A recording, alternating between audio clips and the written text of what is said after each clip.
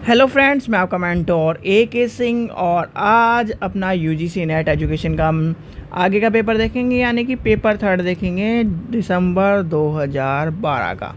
ठीक है बच्चों, तो कल आपने पेपर टू देखा था दिसंबर 2012 का। आज हम दिसंबर 2012 का तीसरा पेपर देखेंगे। तो आप एक चीज़ को सोच रहे होंगे कि 12 से अभी तक तो 12 का ही पेपर हुआ है, 11 12 का, अभी तो बहुत पेपर बच रहे हैं। तो बच्चों परेशान मत हो, मुझे पता है 30 पेपर हैं टोटल अभी तक, यानी 11 से लेके चले तो 30 पेपर, 30-35 पेपर हैं, वो आपके सारे करा दिए जाएंगे एक दिन में भी दो, यानी कि अभी थोड़ा सा कॉलेज का वर्क के चक्कर में टाइम नहीं मिल पा रहा है, तो इसलिए आपको एक ही पेपर कराया जा रहा है या फिर एक या दो पेपर कराए। शुरुआत में अगर आप धीरे धीरे एक एक पेपर करके भी चलोगे, तब आखिरी में मतलब अभी से आपको सारा वर्कलोड दे दिया जाए तो आप क्या करोगे, छोड़ दोगे, पेपर को छोड़ दोगे। और पेपर इम्पोर्टेंट है, ओल्ड पेपर इम्पोर्टेंट रहते हैं और हैं। तो चलिए, सबसे पहला क्वेश्चन क्या कह रहा है, यह कथन किसका है कि शिक्षा मानव निर्माण करती है। इससे यानी कि इससे आचरण का निर्माण होता है, मन की शक्ति का बढ़ावा होता है, बुद्धिमत्ता का विस्तार होता है और इसके द्वारा मनुष्य अपने पाँवों पर खड़ा हो जाता है। भैया इस तरह के विचार आपको एक ही इंसान कह सकता है, और वो कौन है, स्वामी विवेकानंद जी, यानी विवेकानंद जी होंगे। ऑप्शन नंबर 1 हो जाएगा इसका आंसर। क्वेश्चन नंबर 2 देखते हैं। अब 2 क्या कह रहा है, मैच द फॉलोइंग है, 2 मैच द फॉलोइंग के ऊपर जब आप देखेंगे तो सबसे पहले क्या कह रहे हैं, टैगोर जी की बात आ रही है। अब टैगोर जी क्या कहते थे, सभी प्रकार की पुस्तकों से बालक का अधिगम महत्वपूर्ण है, यानी कि 1 हो जाएगा 3 में। अब विवेकानंद जी, अभी आपने ऊपर पढ़ा, विवेकानंद जी क्या कहते थे, विवेकानंद जी कहते थे योग शिक्षा के माध्यम मतलब के रूप में होनी चाहिए, जब क्योंकि वो अपने योग से ही उन्होंने ज्ञान की प्राप्ति कर दी। और योग से ही जब वो शिकागो यूनिवर्सिटी गए थे तो उन्होंने अपने गुरु से बात करी थी वहीं पे बैठे बैठे, मतलब ध्यान साधना से, जो पुरानी पद्धति थी उससे। अब आते हैं गांधी जी। गांधी जी का क्या कहना है, गांधी जी का कहना है व्यक्तित्व में जो ऐसी शिक्षा होनी चाहिए जिसमें व्यक्तित्व में सृजनात्मक पूर्ण सीख सके। ऑप्शन नंबर 1 हो जाएगा। अब बौद्ध धर्म क्या कहता है, बौद्ध धर्म जो कहता है कर्म सिद्धांत, यानी कि ऑप्शन नंबर बी, यानी कि ऑप्शन हो जाएगा बी और इसका हो जाएगा आंसर बी। चलिए आगे चलते हैं। आगे क्या कह रहा है, स्पष्ट सृष्टि की रचना का उद्देश्य और ईश्वर तथा मानव के संबंध के बारे में कौन बताता है, यानी चर्चा कौन करता है। तो आपको एक चीज़ दिख रहे होगी, अध्यात्म शास्त्र, यानी कि अध्यात्म शास्त्र की बात कर रहा है। ऑप्शन नंबर 1 हो जाएगा।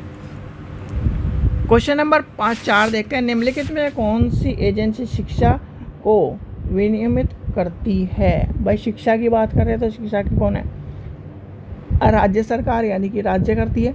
आपने एक चीज़ सुना होगा कि राज्य को शिक्षा, यानी कि शिक्षा का जो अधिकार है वो कौन सी सूची में है, समृद्धि सूची में है या किस सूची में है, आप ये कमेंट सेक्शन में बताएं, क्योंकि एजुकेशन के फील्ड में आपको ये पता होना चाहिए एजुकेशन जो है वो कहाँ पर है, समृद्धि सूची में, किस सूची में, कौन सी सूची में आती है हमारी।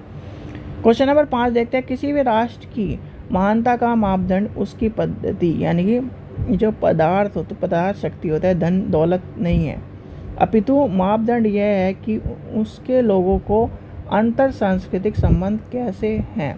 यह कथन किसका है।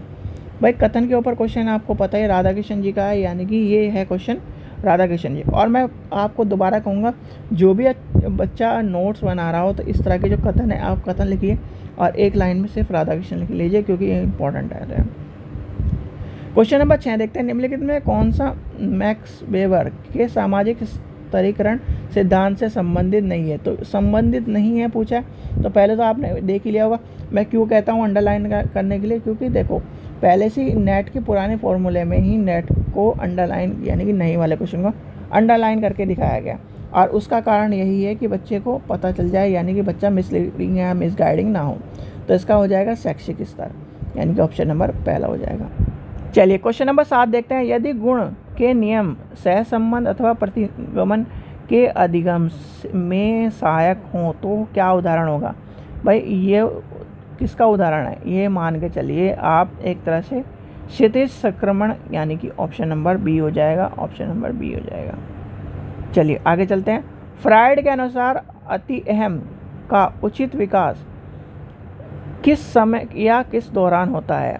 यानी कि किस समय के दौरान होता है, तो वो होता है क्रम प्रस्तुति, यानी कि ऑप्शन नंबर पहला हो जाएगा क्रम प्रस्तुति काल, यानी कि ऑप्शन नंबर 1। और इसे इंग्लिश में क्या कहेंगे देखते हैं, चलिए ऊपर देखते हैं। अच्छा, अटेंटिव पीरियड।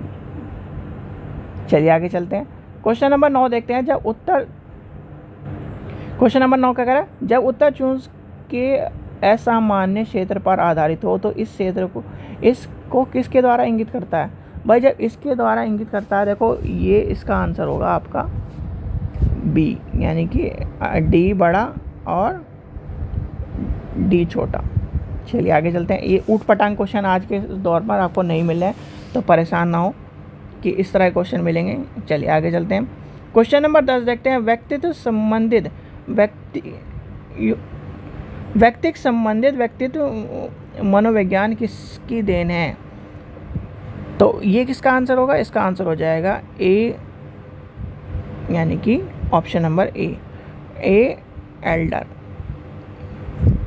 चलिए आगे चलते हैं। क्वेश्चन नंबर 11 देखते हैं। निम्नलिखित सिद्धांतों में से मात्रात्मक के आधार पर सर्वाधिक मापनीय हैं। तो सर्वाधिक मापनीय कौन सा है, ऑप्शन नंबर सी हो जाएगा हुल का सिद्धांत, यानी कि ऑप्शन नंबर सी हो जाएगा। चलिए अब थोड़ा क्या नाम स्पीड पकड़ लेते हैं, क्योंकि वीडियो ज़्यादा लंबी बन जाएगी और आपको भी दिक्कत हो जाएगी। अपसमायोजित बालक बहुत पाया जाता है, तो वो किस लिए होता है, तो वो हो जाता है भाग्य परिवार अथवा एकात्मक परिवार से, भगन परिवार अथवा एकात्मक परिवार से। चलिए ऑप्शन नंबर 1 हो जाएगा इसका आंसर। क्वेश्चन नंबर 13 देखते हैं। सामान्यकरण का सिद्धांत डैश के सिद्धांत के समान होता है। तो सामान्यकरण का जो सिद्धांत होता है वो किसके समान तत्व, यानी कि ऑप्शन नंबर बी हो जाएगा इसका आंसर। क्वेश्चन नंबर 14 देखते हैं। अवधारणा निर्माण का सर्वोच्च स्तर कौन सा है। तो सर्वोच्च स्तर कौन सा है, तो जब इसकी बात आएगी सर्वोच्च स्तर में औपचारिक स्तर दिख रहा होगा आपको, यानी कि ऑप्शन नंबर पहला हो जाएगा इसका आंसर। चलिए क्वेश्चन नंबर 15 देखते हैं। भारत की शिक्षकों की शिक्षा के लिए शीर्ष निकाय कौन सा है। भाई शिक्षकों की बात आ रही है, तो शिक्षकों की जो निकाय है आपको पता ही है, जहाँ से आपको जो बीएड है एमएड है वो क्या होती है, मान्यता मिलती है। और मान्यता कहाँ से मिलती है, एनसीटी। क्या है एनसीटी की फुल फॉर्म क्या है, ये आपको पता होना चाहिए। पर इस तरह के आजकल क्वेश्चन पूछता कहाँ है, इतने आसान। क्वेश्चन नंबर 16 देखते हैं। भारत में शिक्षक शिक्षण संस्थाओं के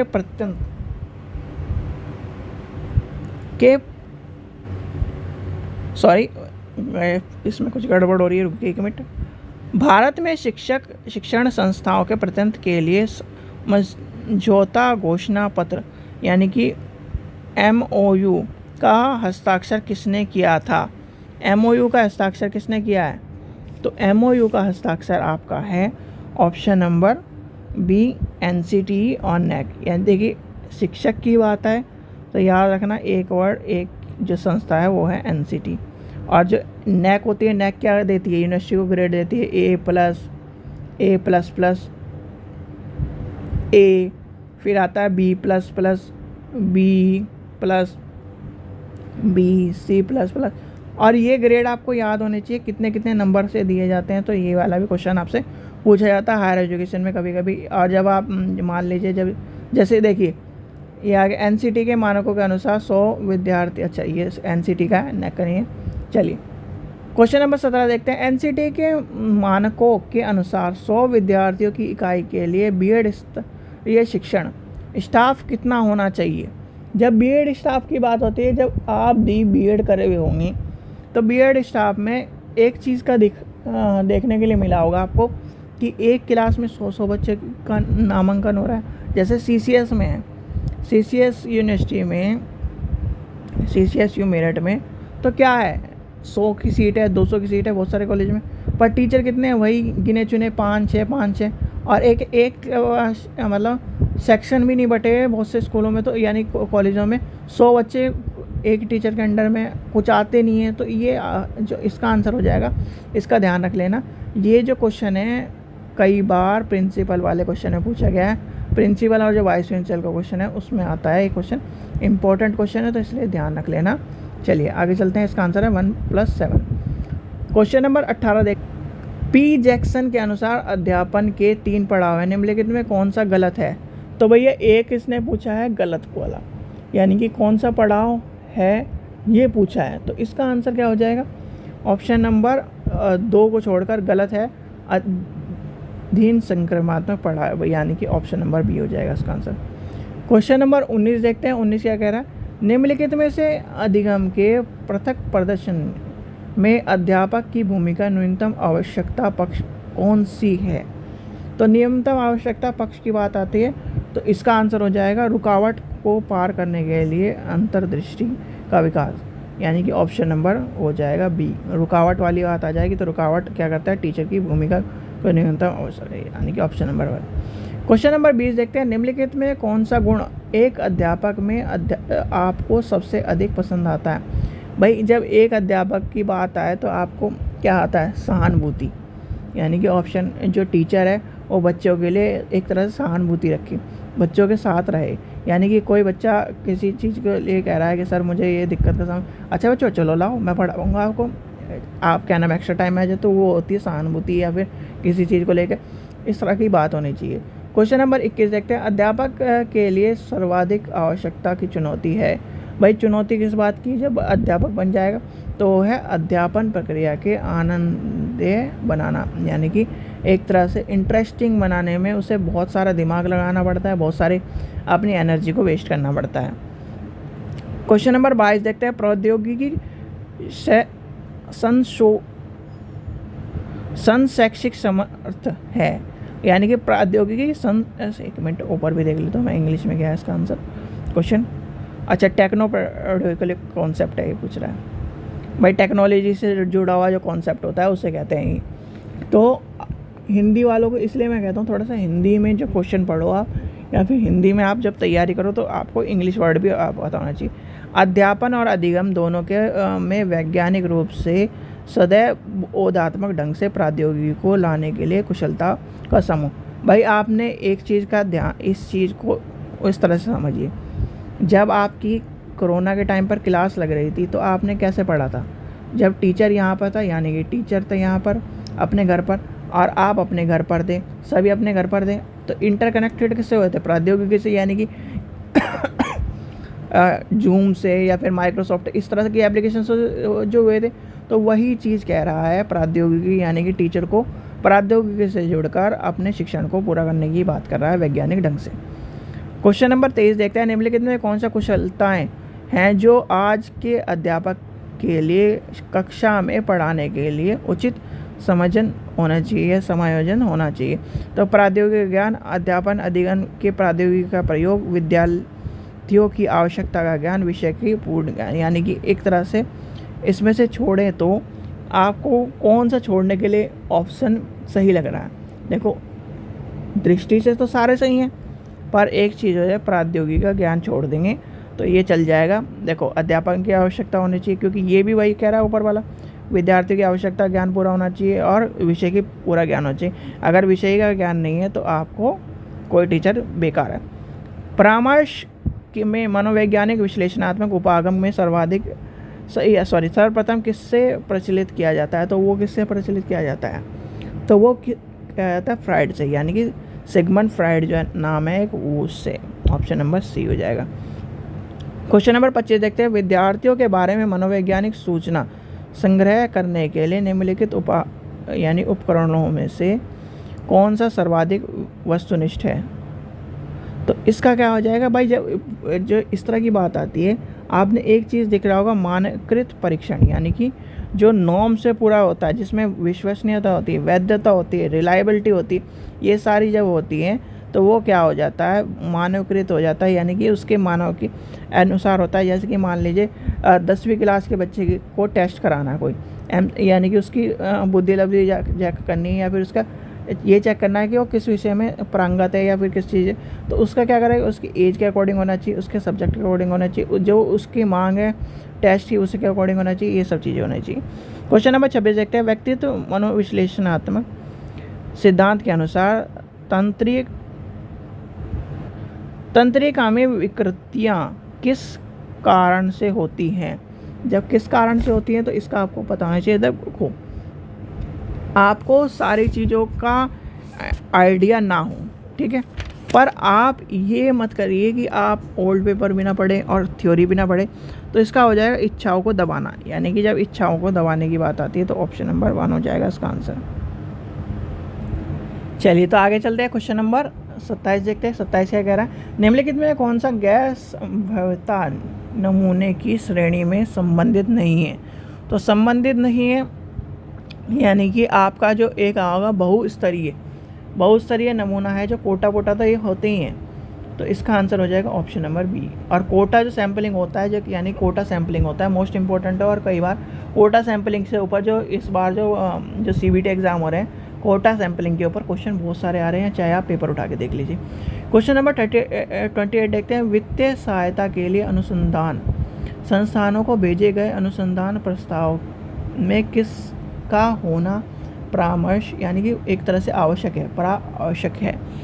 तो आवश्यक किसकी बात कर रहा है भाई, जब आपका बजट संबंधित मांग की में सूची होनी चाहिए, यानी कि ऑप्शन नंबर बी। और जब आप रिसर्च वर्क करते हैं तो आपको रिसर्च फेलोशिप दी जाती है। जैसे नेट के स्टूडेंट हैं तो नेट जब पास कर लोगे आपको तो फेलोशिप मिलेगी एक तरह से, और JRF कर लोगे तो और अलग से फेलोशिप मिलेगी। यानी कि आपको क्या कर रहा है, एक तरह से गवर्नमेंट आपको ये कह रही है कि आप रिसर्च वर्क में इंक्लूड हो, आप रिसर्च वर्क में करो, आप देश का नाम रोशन करो, अपनी रिसर्च को पूरा करो। कुछ अगर आपकी रिसर्च अच्छी होती है तो उसको इम्प्लीमेंट क्या कर लेते हैं, गवर्नमेंट इम्प्लीमेंट कर लेती है उससे अपने प्रोजेक्ट में या फिर अपने संस्थानों में। चलिए क्वेश्चन नंबर 29 देखते हैं। निम्नलिखित में कौन सा गुणात्मक सामग्री का विशेष यानी कि विश्लेषण उपागम नहीं है। तो इसके क्या बात आ जाएगी, इसमें हो जाएगा मापदंडीय विश्लेषण, यानी कि ऑप्शन नंबर बी हो जाएगा इसका आंसर।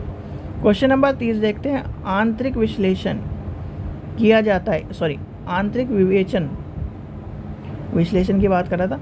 जो ऊपर वाला मापदंडीय विश्लेषण है, एक आंतरिक विश्लेषण है, विषय विश्लेषण, ये आपको ध्यान रख लेना। चलो फिर आंतरिक के बाद आ गई तो आंतरिक विश्लेषण फिर याद ही आ गया मुझे। क्वेश्चन नंबर 30 देखते हैं। आंतरिक विवेचन किया जाता है, तो आंतरिक विवेचन किया जाता है, कब किया जाता है, तो स्रोत की शुद्धता और सत्यापन करने के लिए, यानी कि ऑप्शन नंबर 1 हो जाएगा इसका आंसर। चलिए आगे चलते हैं। क्वेश्चन नंबर 31 देखते हैं। निम्नलिखित आयामों में से किसने नैतिक मूल्य के अंतर्गत ध्यान लगाने की सुझाव दिए हैं। भैया ध्यान लगाने की सुझाव कौन देता, विश्वविद्यालय शिक्षा आयोग, यानी कि ऑप्शन नंबर बी हो जाएगा, option number b. Question number 32 देखते हैं। 32 क्या कहा, निम्नलिखित में से किसने भारतीय शिक्षा में मैग्ना कार्टा कहा जाता है। भैया मैग्ना कार्टा का क्वेश्चन इंपॉर्टेंट है। मैग्ना कार्टा का क्वेश्चन आजकल पता है आपको कहाँ मिल रहा है, वर्ड्समिथ डिस्पैच, यानी कि ऑप्शन नंबर बी हो जाएगा। और जो मैग्ना कार्टा का जो क्वेश्चन है आजकल मिलता है आपके इस तरह के जो नॉर्मल पेपर है ना, छोटे पेपर है, उसमें मिलता है। और फिर बच्चे कहते हैं कि क्या हमें कहाँ से, यानी कि हमने तो पढ़ाई नहीं इस तरह, देखो यहाँ से मिल रहे हैं क्वेश्चन। क्वेश्चन नंबर 33 देखते हैं। बुद्धिमत्ता की ओर अग्रसर ज्ञान का सही शिक्षक है, यानी कि शिक्षा जो ज्ञान की शिक्षक सही शिक्षा कौन सी है। जब ज्ञान की इस तरह की बात आती है तो आपको एक वर्ड दिख रहा होगा, उपनिषद, छंदोग्य उपनिषद, यानी कि ऑप्शन नंबर बी हो जाएगा। इसमें ऋग्वेद, सामवेद, भगवत गीता। भाई भगवत गीता का जो कॉन्सेप्ट है, भगवत गीता वाला कॉन्सेप्ट किसी और चीज़ के लिए है, इसका भी ध्यान रखना। पूर्व विचारधारा के विचारकों को संबंधित है, यानी कि पूर्व विचारधारा के विचार किससे संबंधित है, तो इसका आंसर होगा ऑप्शन नंबर बी, क्लासिकल साहित्य, यानी कि ऑप्शन नंबर बी हो जाएगा। चलिए ऑप्शन नंबर 35 देखते हैं। क्वेश्चन नंबर 35 देखते हैं। लेविनथम के लेखक कौन है। अब ये जो क्वेश्चन है, चलो अब जैसे मैंने MA पॉलिटिकल करी हुई है, ठीक है, अब लेविनथम के लेखक ये बता दो ये एजुकेशन में क्या काम कर रहा है, तो इसका आंसर होब्स होगा, ठीक है, याद रखना। लेविनथम के जो लेखक है वो होब्स है और ये क्वेश्चन है पॉलिटिकल साइंस का। अब ये बता दो, देखो एजुकेशन है, एजुकेशन में जो सब्जेक्ट है ना भैया, एजुकेशन का जो सब्जेक्ट है वो है सारे सब्जेक्टों का समूह, तो इसलिए ये क्वेश्चन ये कह दोगे आपके ये पॉलिटिकल क्वेश्चन कहाँ घुसा दिया।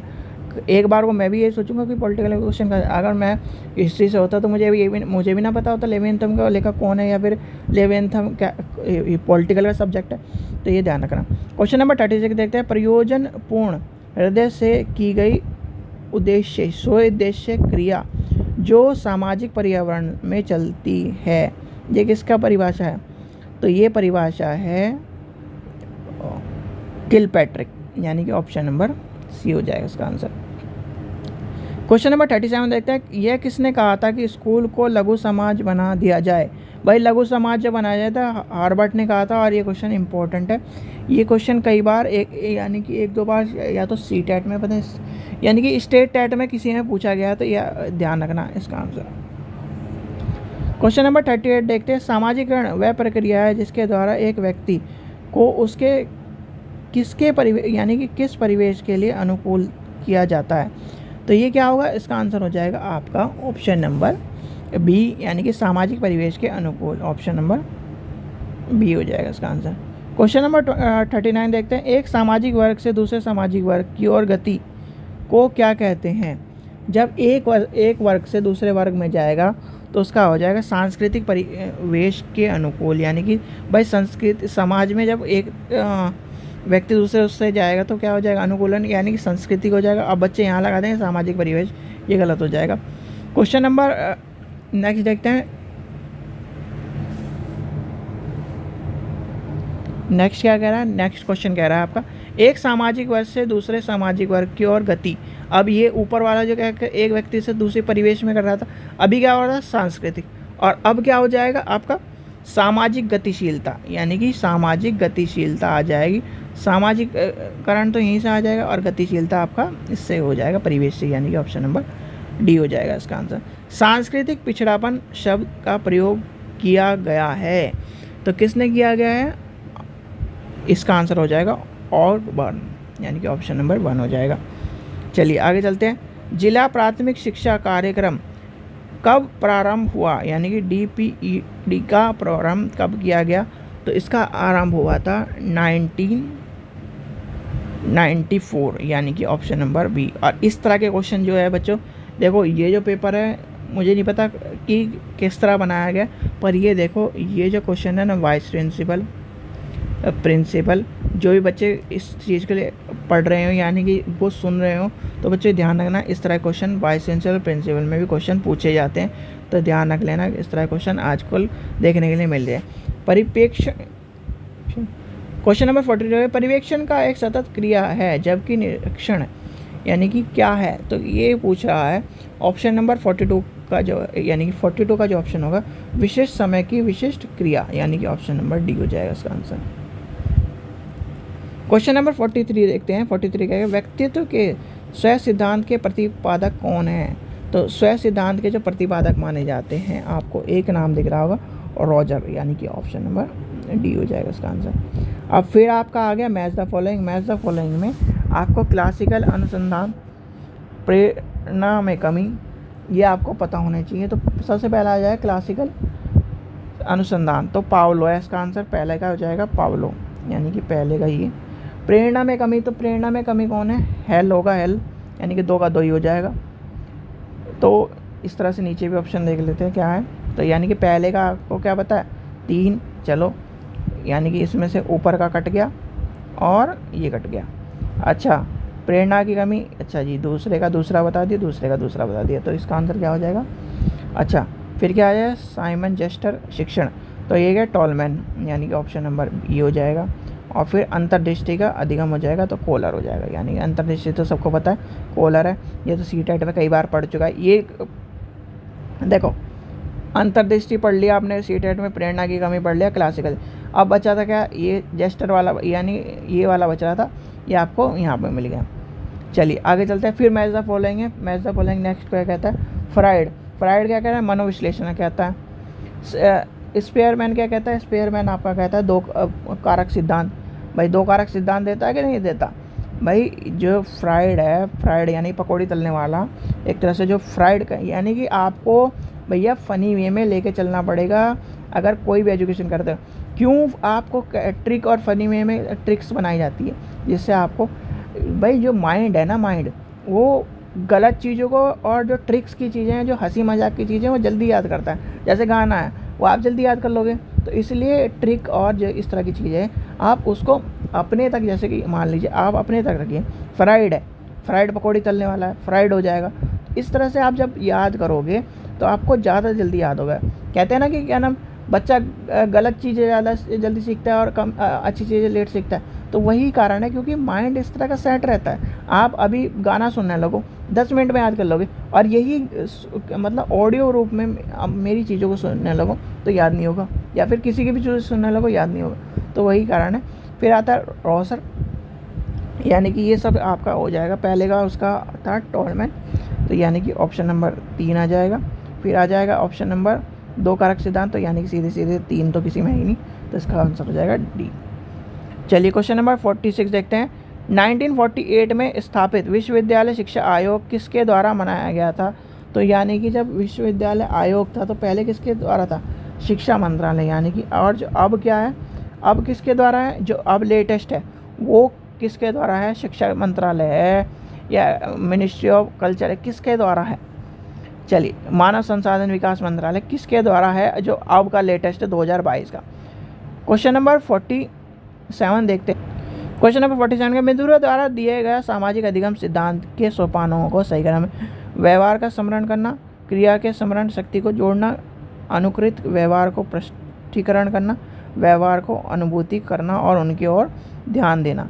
तो इसका आंसर सबसे पहला हो जाएगा आपका, जब लेके चलोगे तो इसका हो जाएगा ऑप्शन नंबर पहला आ जाएगा 4, व्यवहार को अनुभूत करना और उसकी ओर ध्यान देना। यानी कि देखो डी किस में, इधर इधर है, तो ये तो कट जाएंगे दोनों, तो बच्चा कौन सा फिर? अच्छा, फिर आता है आपका नेक्स्ट जो आता है व्यवहार को स्मरण करना, यानी कि याद करना। तो ए दोनों में, देखो ए दोनों में। अब यहाँ से जो चेंज होगा वो होगा क्या? इसके अनुकृति व्यवहार के प्रश्न, यानी कि ऑप्शन नंबर जो आ जाएगा आपका तीसरा आ जाएगा, यानी कि क्रिया के स्मरण की शक्ति की बात है। यानी कि पहला देखो व्यवहार स्मरण कर लिया, श्रवण शक्ति को जोड़ना, यानी कि ऑप्शन नंबर बी हो जाएगा इसका आंसर। चलिए क्वेश्चन नंबर 48 देखते हैं। शिक्षा किस के अंतर्गत आती है? भाई शिक्षा जो आपको पता ही है, इतनी बार पढ़ा दिया कि शिक्षा किसके अंतर्गत आती है। शिक्षा आपके राज्य क्या आती है? राज्य सूची के आती है अंदर, समृद्धि सूची के अंदर आती है। अभी ऊपर जब मैं कह रहा था समृद्धि सूची के बारे में आता, यानी कि एजुकेशन जो है राज्य की समृद्धि सूची में आती है भैया। और समृद्धि सूची में बहुत सारी चीज़ें ऐसी हैं, यानी कि क्या, चलो एक चीज़ आपसे पूछता हूँ, आप एजुकेशन के हो, तो क्या अपने समृद्धि सूची जो है उससे हम चेंज कर सकते हैं? अगर चेंज, देखो आज आपको 3 सवाल का जवाब मिल जाएगा, इससे आपको मिल जाए, क्या हम कर सकते हैं, हाँ या ना, यस या नो, ठीक है। अगर नो है तो आप क्या जो हल्ला मचाते हो कि एजुकेशन में ये चेंज कर दिया गवर्नमेंट ने, ये चेंज कर दिया, उसके लिए गवर्नमेंट एप्लीकेबल है? बताओ। क्योंकि जो इस तरह की जो हमारे बहुत सारे एक्ट हैं इस तरह के हैं, जिसको अगर सरकार ने एक बार बना दिया, चैलेंज नहीं कर सकता कोई भी, सुप्रीम कोर्ट में भी। तो समृद्धि सूची क्या वही है? ये आपसे क्वेश्चन पूछा है। अगर देखते हैं कि कितने बच्चों को ये पता है कि समृद्धि सूची उसी कैटेगरी में आती है या नहीं आती। चलिए क्वेश्चन नंबर 49 देखते हैं। अध्यापक और अधिगम की प्रक्रिया के उत्प्रेरण, यानी कि की आवश्यकता है, उत्प्रेरण लक्ष्य के प्रति आकर्षण करता है, और इसका अर्थ क्या है? भाई देखो जब इस तरह की बात आ जाएगी दोनों सही हो जाएंगी, यानी कि ऑप्शन नंबर ए और बी हो जाएगा सही। पाठ्यक्रम से भाव, यानी कि पाठ्यक्रम का जो भाव है वो क्या कहता है? पाठ्यक्रम का जो भाव है विद्यालय की पूरी प्रक्रिया के बारे में होता है, यानी कि जो पाठ्यक्रम होता है विद्यार्थी की द्वारा स्कूल के प्राप्त किए गए सभी अनुभव का होता है, यानी कि एक विद्यालय उसका जो पूरा ओवरऑल डेवलपमेंट है, यानी कि ओवरऑल बच्चे का डेवलपमेंट करने के लिए पाठ्यक्रम का निर्माण होता है। क्वेश्चन नंबर 51 देखते हैं। योजनाबद्ध अधिगम किस सिद्धांत पर आधारित है? तो योजनाबद्ध जो सिद्धांत होता है वो किस पर आधारित है? तो वो हो जाएगा सक्रिय प्रतिबंधित्व, यानी कि ऑप्शन नंबर डी हो जाएगा इसका आंसर।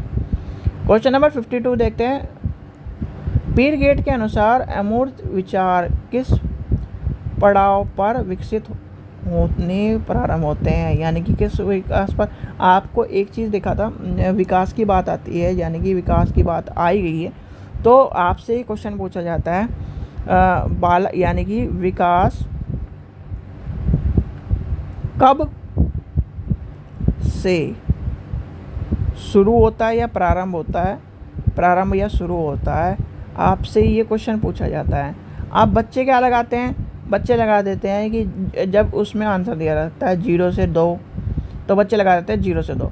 भैया 0 से 2 नहीं है, जब आपका जो बच्चा है यानी कि माँ के गर्भ में जब बच्चा बनना शुरू हो जाता है तब से उसका विकास प्रारंभ हो जाता है, और जब तक मृत्यु नहीं होती तब तक विकास की गति चलती रहती है। विकास कभी ना रुकने वाली प्रक्रिया है, ये तो आपने सबने पढ़ाई है। तो इसका आंसर क्या हो जाएगा, इसका आंसर हो जाएगा, तो इसका आंसर क्या हो जाएगा, औपचारिक परिचालन, यानी कि ऑप्शन नंबर डी। फिर आता है आपका match the following. Match the following में फिर आपको देखते हैं, मैच द फॉलोइंग के सही युग्म के बारे में बात करें। सही युग्म इसमें कौन सा है और गलत कौन सा है, गलत छाटना है, तो हमें गलत आपको एक ही दिख रहा है, सामाजिक अधिगम सिद्धांत ब्रूनर, यानी कि ये गलत है, बहुत सारे सही हैं। और इस सिद्धांतों के जो इस तरह के सिद्धांत आए उसे लिख लो, क्योंकि इस सिद्धांत पूछे जाते हैं। अधिगम का साइमन सिद्धांत, टॉलमैन अधिगम का क्षेत्रीय सिद्धांत, प्रत्येक त्रुटि के सिद्धांत, ये सब कुछ थोरंडाई, ये आपको पता होना चाहिए। अब आते हैं 54 क्वेश्चन नंबर पर। आपका जो 54 है ये क्या कह रहा है, मैच द फॉलोइंग है। मैच द फॉलोइंग में आपको बताना है क्वेश्चन। तो मैच द फॉलोइंग में क्या कह रहा है, वाक्यपूर्ण परीक्षण, तो यानी कि सबसे पहला क्या हो जाएगा आपका 4 हो जाएगा। देखो 4 तो सब में ही दे रखा है, तो इसमें नहीं दे रखा तो इसे काट देंगे, 4 दे रखा है। फिर आता है आपका बहुविकल्प चयन, यानी कि बहुविकल्प चयन की बात आती है। तो देखो 2 में दे रखा है, तो 2 में दे रखा है। देखो इसमें भी 2 दे रखा था, तो 3 जगह 2 दे रखा है, तो 2 होगा। चलो 2 ले लिया हमने। फिर क्या आता है, निम्नलिखित को सम्मिलित कीजिए। अब सम्मिलित करने की बात क्या आ जाएगी, सहचर्य, यानी कि ऑप्शन नंबर पहला हो जाएगा। तो इसका आंसर हो जाएगा ऑप्शन नंबर ए हो जाएगा इसका आंसर। चलिए क्वेश्चन नंबर 25 देखते हैं। 25 क्या कह रहा है, स्थायी अधिगम के लिए अधिगम की पूर्ति प्रबंधन सिद्धांत, यानी कि मैनेजमेंट के अनुसार सर्वाधिक प्रभावी प्रबलन कौन सा है। जो प्रभावी प्रबलन को बात करता है तो वो होता है परिवर्ती अनुपात प्रबलन, यानी कि ऑप्शन नंबर सी हो जाएगा इसका आंसर। चलिए क्वेश्चन नंबर 56 देखते हैं। 56 क्या, सूचक शिक्षा पलक रोग किससे अपय मात्रा, यानी कि किसकी मात्रा, देखो ऊपर देखते हैं क्या दे रखा है, एक्सोप्लाज्मिक। अच्छा ये कह रहा है, तो एक्सोप्लाज्मिक। देखो अब ये बता दो, ये क्वेश्चन क्या एजुकेशन में आने का काबिल है, ऐसे ही घुसा रखा है। तो ये हो जाएगा विटामिन ए की कमी, और विटामिन ए की कमी में क्या होता है, आँख में कमी, रोतुंदा आना, इस तरह की जो बात कर रहा है वो कर रहा है। क्वेश्चन नंबर 57 देखते हैं। एक बालक जिसमें मौखिक शिक्षक के असामान्य कठिनाई आती है उससे निम्नलिखित में कैसे अक्षम हो सकता है, यानी कि हो सकता है तो किस तरह से हो सकता है। जब इस तरह की बात आएगी तो आपको श्रवण अक्षमता, यानी कि ऑप्शन नंबर बी। देखो जो अभी हम ऊपर देख रहे थे इस तरह के क्वेश्चन एजुकेशन में लाने का क्या मतलब है, कोई बता सकता है। देखो लाने का मतलब तो है, पर यार ये तो देख लो आप कहाँ पूछ रहे हो।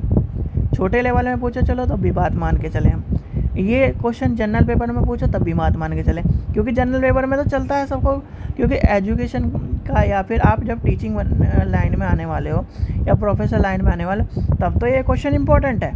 पर एजुकेशन में पूरा का पूरा भाई मान लिया एजुकेशन में इंपॉर्टेंट है, पर आप तो सीधे सीधे यार ये कर रहे हो। तो ये क्वेश्चन देखो एजुकेशन के नज़रिए से तो इम्पोर्टेंट है, क्योंकि एजुकेशन में आपको बच्चा जो बैठेगा तो उसके रोग, इस तरह की चीज़ें भी पता होनी चाहिए कि आपका बच्चा किस रोग से ग्रस्त है, कौन सा रोग है उसे, क्योंकि साइकोलॉजी में जब या फिर हमें बच्चे को पहचानने की बात आती है तो इस तरह के क्वेश्चन हमें पता होने चाहिए, यानी कि इस तरह की चीज़ें पता होनी चाहिए।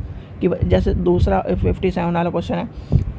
क्वेश्चन नंबर 58 देखते हैं। उस बालक को जो संख्याओं को गलत पढ़ता है निम्नलिखित में कौन सा अधिगम। देखो संख्याओं को गलत पढ़ता है ये तो आपको पता ही होगा, आपने सीटेट में ही पढ़ा होगा, तो पार्ट 2 से, यानी कि ऑप्शन नंबर।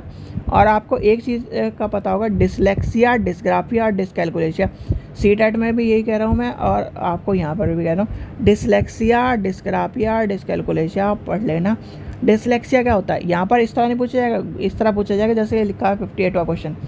डिसलेक्सिया क्या होता है, लेक्सिया मतलब किसकी, बोलने की बीमारी, ग्राफिया मतलब लिखने की बीमारी, और कैलकुलेशिया मतलब गणित की एक तरह से विकार, ये जिसे बीमारी के रूप में मानते हैं लोग बाग। क्वेश्चन नंबर 59 देखते हैं। उस बालक जिसमें वस्तुओं को उठाने में कठिनाई आती है, जिसकी अक्षमता के होने का भय है, तो क्या होता है भाई? जब छोटा बच्चा होता है, या फिर एक तरह से इसका आंसर हो जाएगा लोको मोटर अक्षमता, यानी कि ऑप्शन नंबर डी हो जाएगा।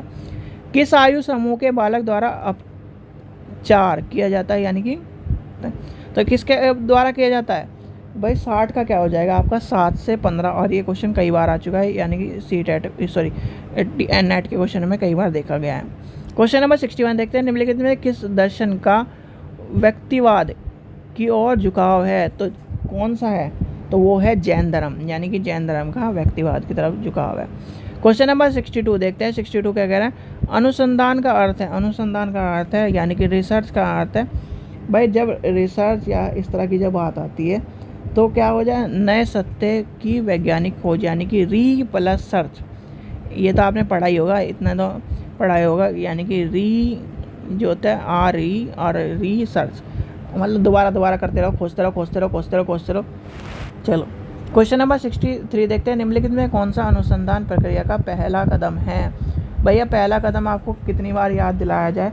अगर आपको एक कदम दिख रहा होगा तो वो क्या है? अनुसंधान के व्यापक क्षेत्र की पहचान। पहले आपको क्षेत्र पहचानना पड़ेगा, फिर आएगी आपकी समस्या, यानी कि मान लीजिए आपको रिसर्च करनी है, और रिसर्च में यही नहीं पता कौन से फील्ड में करूँ, एजुकेशन में करूँ, पॉलिटिकल में करूँ, हिस्ट्री में करूँ, तो ये क्या है? अनुसंधान का व्यापक क्षेत्र जानना होगा। क्षेत्र के बाद समस्या ढूंढनी होगी, समस्या के बाद आपको उसकी सारी चीज़ें आ जाएंगी, आगे क्रम से चलते चल जाएंगे। क्वेश्चन नंबर 64 देखते हैं। यदि एक शोधकर्ता यह अनुसंधान करता है कि किसी भी संस्था की प्रभाविकता को कौन प्रशासनिक शैली का योगदान अधिक होगा, यानी कौन सी शैली की बात कर रहा है? तो वो कर रहा है, जब शैली की बात आएगी तो इसमें आ जाएगा आपका ऑप्शन नंबर उपयोगिता अनुसंधान करने की बात आ जाएगी, यानी कि ऑप्शन नंबर C हो जाएगा इसका आंसर। क्वेश्चन नंबर 65 देखते हैं। एक शोधकर्ता से सामान्य अपेक्षा की जाती है। भाई जब एक शोधकर्ता है, नॉर्मल जो शोध करता है, वो किसके? नए शोध तथा नियमों का उद्भव करे, यानी कि ऑप्शन नंबर हो जाएगा B। शोधकर्ता से यही उम्मीद रखी जाती है कि नियमों पर चलो, फिर जब वो शोधकर्ता क्या वो PhD कर लेता है और फिर उसके नियम सारे ख़त्म हो जाते हैं। ये ध्यान रखना, जब आप भी टीचर बन जाओगे, आप अभी सब नियमों पर चलोगे, और फिर जैसे ही क्या नाम टीचर बन जाओगे, उसके बाद क्या होगा? अरे छोड़ना, वही बात होती है। क्वेश्चन नंबर 66 देखते हैं।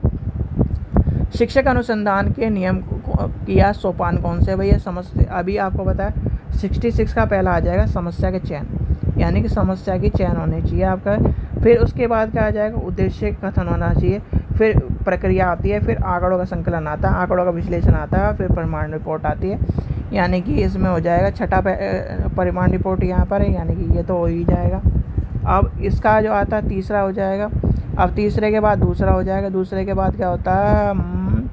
हो जाएगा ये हो जाएगा, फिर आ जाएगा पहला आंकड़ों का संकलन, और फिर आता है आंकड़ों का विश्लेषण, यानी कि ये आपके पहले चैप्टर में क्या है? सारा इंट्रोडक्शन है, उसमें क्या ना मैंने समस्या ली, ये ली, फलाना ली, डिगड़ा ली, ये सब चीज़ें बताई जाती हैं, परिभाषाकरण बताया जाता है, ये सब चीज़ें बताई जाती है। दूसरे में क्या होता है? दूसरे चैप्टर में आपका क्या होता है? सारा के सारा जो पुराने आपने रिसर्च करी उसमें से क्या ना पढ़ा कि मैंने यहाँ से ये सब चीज़ समझी, इस रिसर्च से ये मेरे से पहले इतने लोगों ने ये रिसर्च कर ली थी। तीसरे चैप्टर में क्या आता है?